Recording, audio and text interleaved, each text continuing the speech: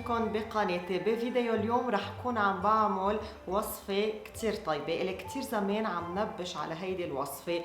كرينكل كوكيز من دون زبدة من دون حليب، يعني تكون لاكتوز فري. كتير بحب الكرينكل كوكيز، كل الأشخاص يلي بحبوا الشوكولا رح بيكونوا بحبوا هيدي الوصفة.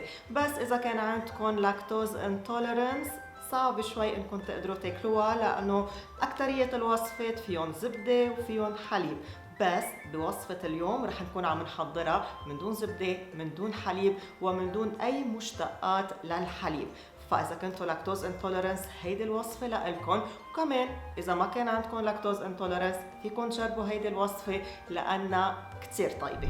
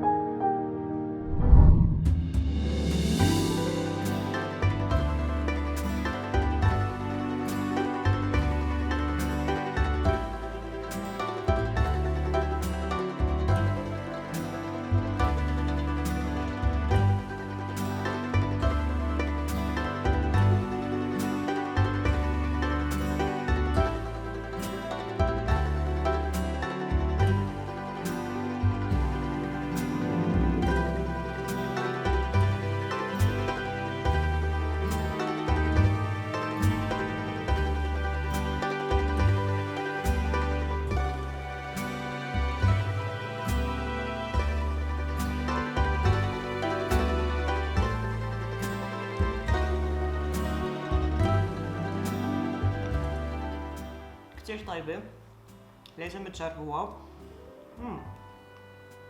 شوكولا كتير طيب، والسكر هيك شوي خفيف. جربوها هلا، جربوها. وما تنسوا تشتركوا بقناتي، اعملوا سبسكرايب لايك وخبروني بخانة التعليقات اذا رح تجربوا هيدي الوصفة، اذا جربتوها، اذا لقيتوها طيبة. بشوفكن بفيديو جديد.